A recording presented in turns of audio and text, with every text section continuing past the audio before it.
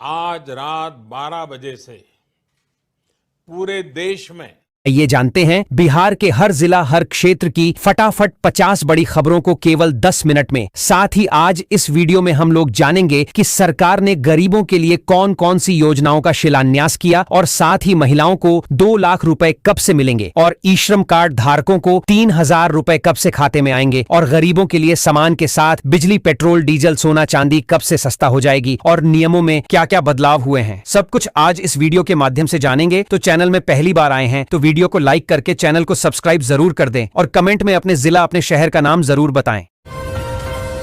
जीविका दीदी योजना के तहत लाभार्थियों को 50,000 रुपए की दूसरी किस्त 25 मार्च को सीधे उनके बैंक खातों में भेजी जाएगी।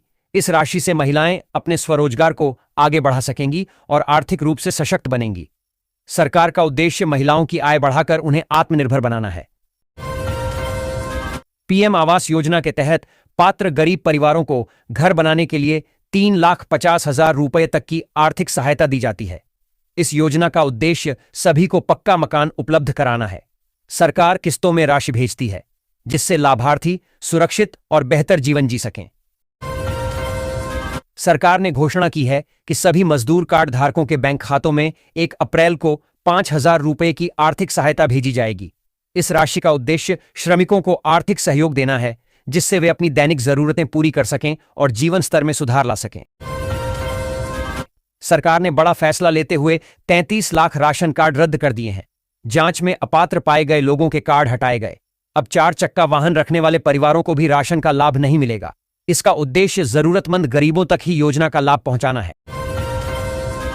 बिहार सरकार महिलाओं को आत्मनिर्भर बनाने के लिए फ्री सिलाई मशीन योजना चला रही है। इस योजना के तहत पात्र महिलाओं को सिलाई मशीन खरीदने के लिए 15,000 रुपये की आर्थिक सहायता दी जाती है। इससे महिलाएं घर बैठे रोजगार शुरू कर सकती हैं और अपनी आय बढ़ाकर परिवार का सहारा बन सकती हैं। हर घर नल जल योजना के तहत सरकार ग्रामीण और शहरी क्षेत्रों में स्वच्छ पेयजल उपलब्ध कराने के लिए काम कर रही है। इस योजना के अंतर्गत लाभार्थियों को 10,000 रुपये की सहायता दी जाती है जिससे घरों में नल कनेक्शन लग सके और लोगों को शुद्ध पानी आसानी से मिल सके। सरकार ने 8वीं कक्षा से ऊपर के छात्रों के लिए नई योजना शुरू की है। इसके तहत विद्यार्थियों को इलेक्ट्रिक साइकिल दी जाएगी। साथ ही ड्रेस खरीदने के लिए 1,500 रुपये की सहायता मिलेगी। इस पहल का उद्देश्य पढ़ाई को बढ़ावा देना और छात्रों को स्कूल आने जाने में सुविधा प्रदान करना है। पटना में टीआरई 4 अभ्यर्थी 46,595 पदों पर भर्ती अधिसूचना में देरी को लेकर सड़कों पर उतर आए। उन्होंने पटना कॉलेज से बीपीएससी कार्यालय तक मार्च निकाला और सरकार के खिलाफ नारेबाजी की। सम्राट चौधरी ने घोषणा की है कि सहारा निवेशकों को 5 रुपये लाख तक की राशि वापस देने की प्रक्रिया शुरू कर दी गई है। इससे लाखों निवेशकों को राहत मिलेगी। सरकार ने दावा किया है कि पात्र लोगों को जल्द ही उनका पैसा वापस उनके खाते में भेजा जाएगा। पटना में प्रशासन की सख्ती से गैस सिलेंडरों की कालाबाजारी और अधिक मूल्य पर बिक्री पर लगाम लगी है। डीएम डॉ त्यागराजन एसएम की समीक्षा बैठक के बाद बताया गया कि अब औसत बुकिंग घटकर 35,461 रह गई है जबकि आपूर्ति 41,094 सिलेंडरों की हो रही है। बिहार सरकार ने 80 वर्ष से अधिक उम्र के वरिष्ठ नागरिकों के लिए एक महत्वपूर्ण फैसला लिया है। अब उन्हें अपनी संपत्ति की रजिस्ट्री के लिए सरकारी कार्यालय नहीं जाना पड़ेगा। 1 अप्रैल से लागू होने वाली इस योजना के तहत बुजुर्ग ई-निबंधन पोर्टल पर ऑनलाइन आवेदन कर सकेंगे।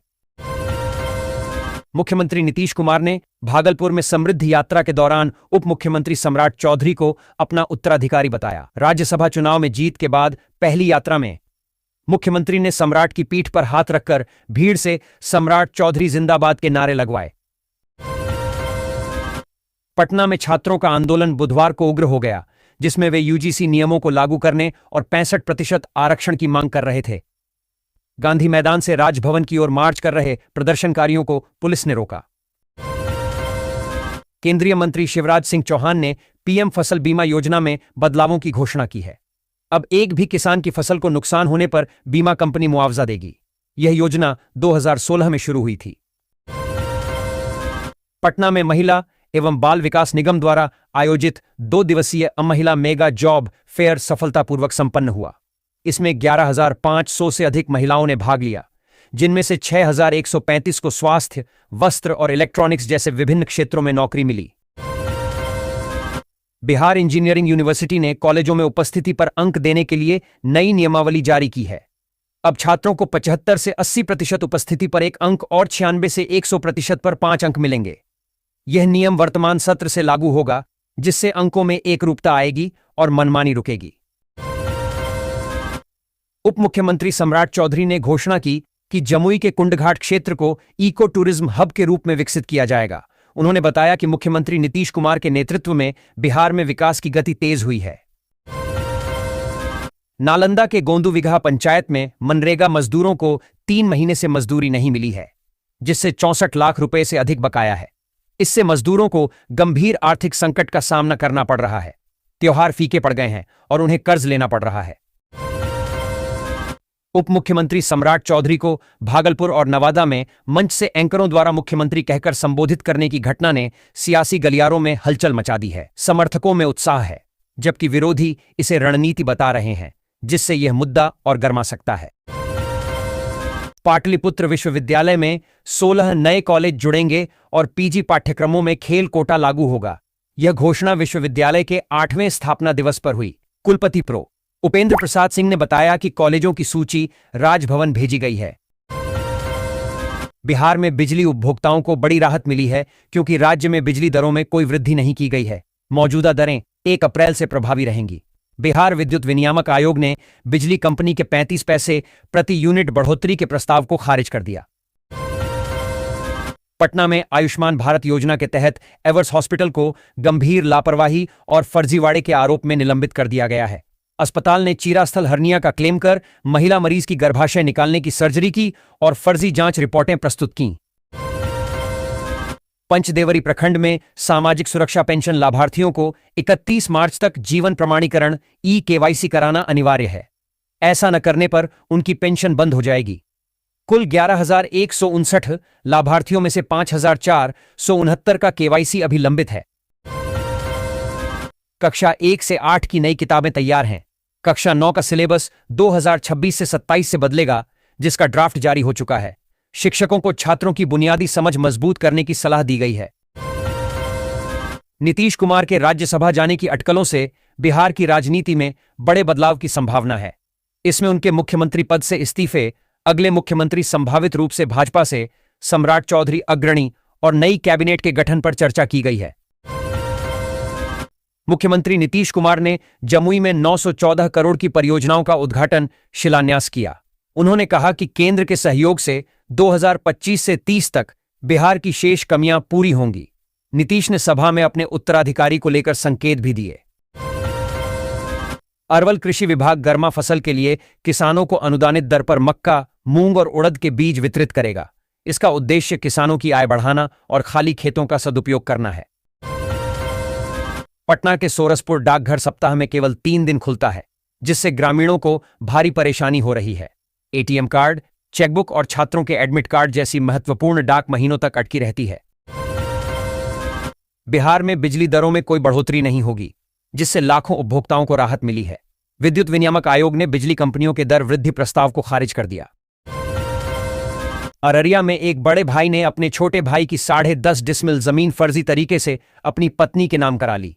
यह धोखाधड़ी तब सामने आई जब छोटे भाई ने पीएमओ के सीपी ग्राम पोर्टल पर शिकायत दर्ज कराई।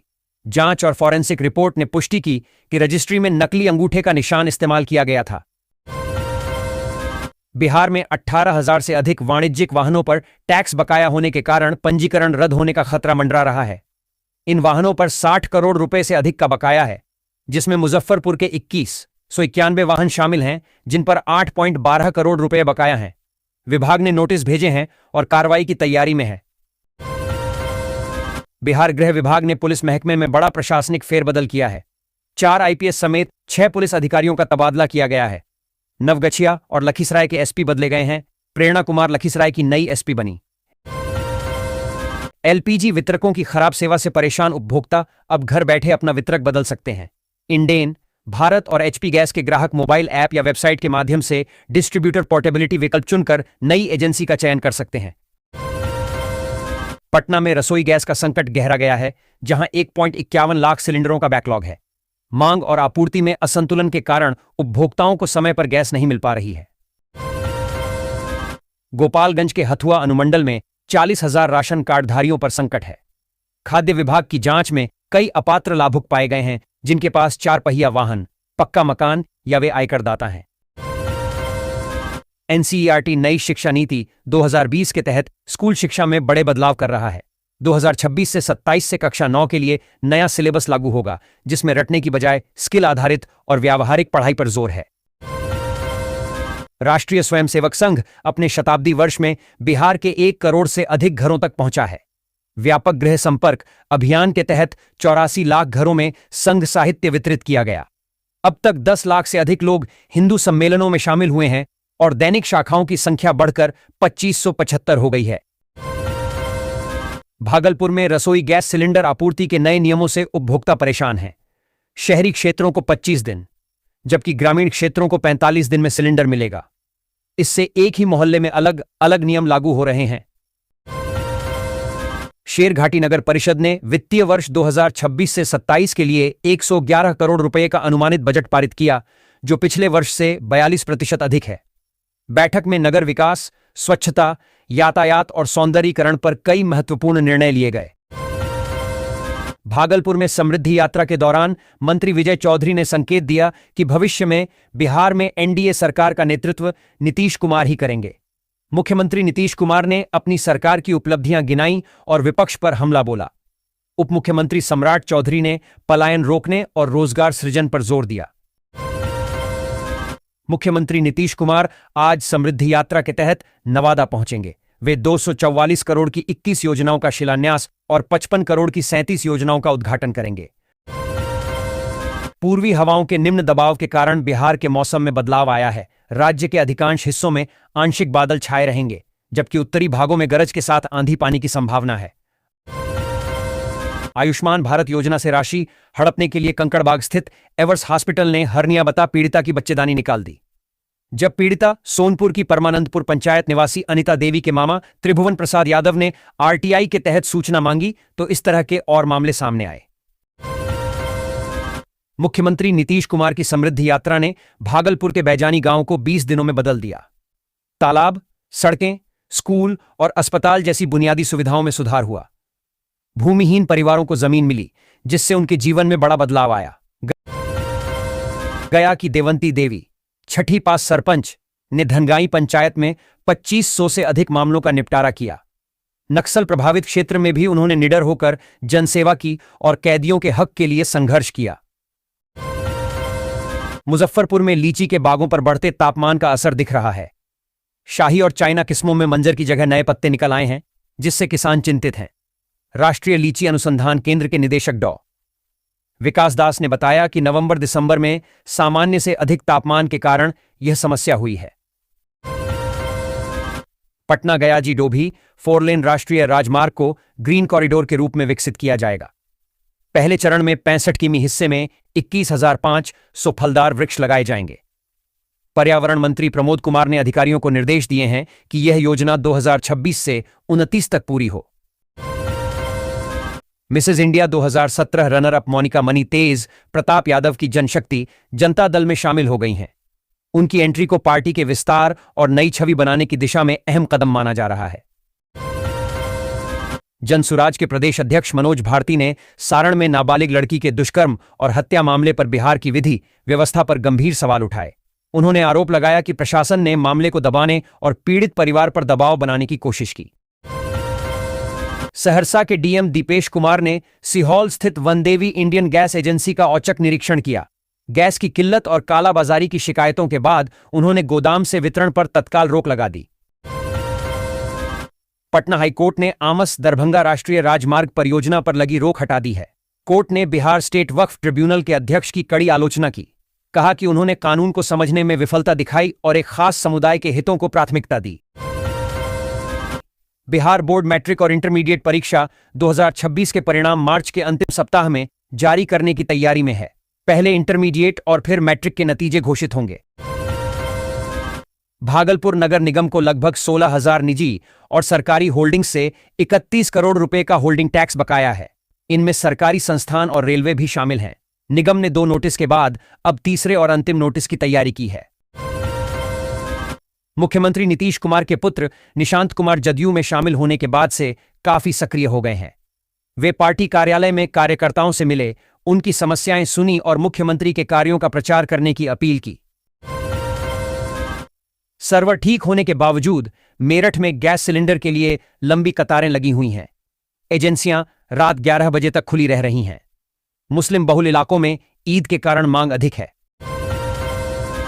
पटना में एलपीजी गैस उपभोक्ताओं को डिलीवरी ऑथेंटिकेशन कोड डीएसी न मिलने से सिलेंडर डिलीवरी में परेशानी हो रही है। अखंड ज्योति गैस एजेंसी में सैकड़ों उपभोक्ता शिकायत लेकर पहुंचे। एजेंसी ने बताया कि पुराने ग्राहकों को प्राथमिकता दी जा रही है, जिससे नए कनेक्शन और ट्रांसफर 10 अप्रैल तक रोके गए हैं। बिहार पुलिस की आर्थिक अपराध इकाई ने जयनगर के कार्यपालक अभियंता मनोज कुमार रजक के 60 ठिकानों पर छापेमारी की। आय से अधिक संपत्ति मामले में हुई इस कार्रवाई में 3 करोड़ से अधिक की जमीन, गैस एजेंसी, चाय बागान और 2 गाड़ियां मिलीं। सीतामढ़ी के मैथौरा गांव में 49 लाख की लागत से बन रहा गोबर गैस प्लांट 2 साल बाद भी पूरा नहीं हो सका है। यह प्लांट 20 घरों को घरेलू गैस की आपूर्ति करेगा। निर्माण कार्य में देरी के बाद अब यह अंतिम चरण में है। आईसीएआर पटना के प्रयासों से झारखंड की 4 देशी पशु पक्षी नस्लों मेडनी गाय, पलामू बकरी, माला चिकन और कोदो बतख को राष्ट्रीय स्तर पर मान्यता मिली है। राष्ट्रीय पशु आनुवंशिक संसाधन ब्यूरो करनाल ने इन्हें पंजीकृत किया। मौसम बदलने से पटना की हवा सुधरी है। तारामंडल का एक्यूआई 90 संतोषजनक और गांधी मैदान का 134 मध्यम दर्ज हुआ। भागलपुर 161 एक्यूआई के साथ सबसे प्रदूषित रहा, जबकि अररिया 49 एक्यूआई के साथ सबसे स्वच्छ। बिहार की राजनीति में 2 प्रमुख राजनीतिक परिवारों की नई पीढ़ी तेजस्वी यादव और निशांत कुमार मैदान में उतरने को तैयार हैं। तेजस्वी अनुभवी हैं, जबकि निशांत नई शुरुआत कर रहे हैं। भारतीय निर्यात आयात बैंक एक्जिम बैंक ने दरभंगा में मिथिला क्षेत्र के निर्यात को बढ़ावा देने के लिए एक जागरूकता कार्यक्रम आयोजित किया। इसमें सूक्ष्म लघु उद्यमियों, किसान उत्पादक संगठनों और हस्तशिल्प कारीगरों ने भाग लिया। बैंक ने ऋण, प्रशिक्षण और विपणन सहयोग की पेशकश की। बिहार के खान एवं भूतत्व विभाग ने खनिज परिवहन वाहनों में व्हीकल लोकेशन डिवाइस वीएलडी अनिवार्य कर दिया है। अब जिला परिवहन पदाधिकारी डीटीओ इन डिवाइसों की जांच और सत्यापन करेंगे। रानी तालाब थाना क्षेत्र के धनराज छपरा गांव में बालू माफियाओं ने पुलिस गश्ती दल पर हमला कर दिया।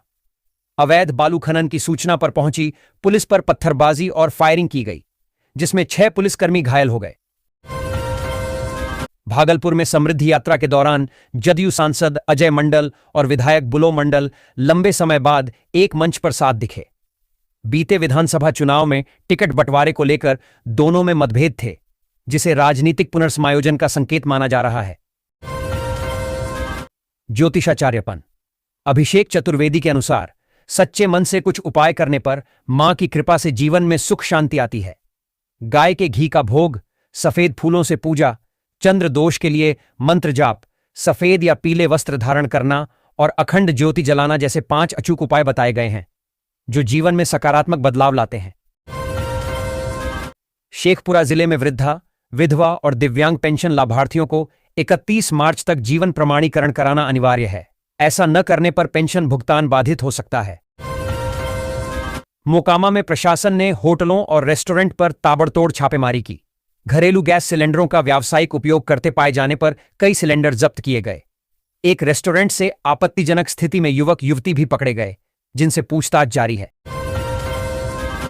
नवोदय विद्यालय समिति ने मुजफ्फरपुर के जेएनवी खरौनाडीह में 6ठी कक्षा के नामांकन के लिए परिणाम घोषित कर दिया है।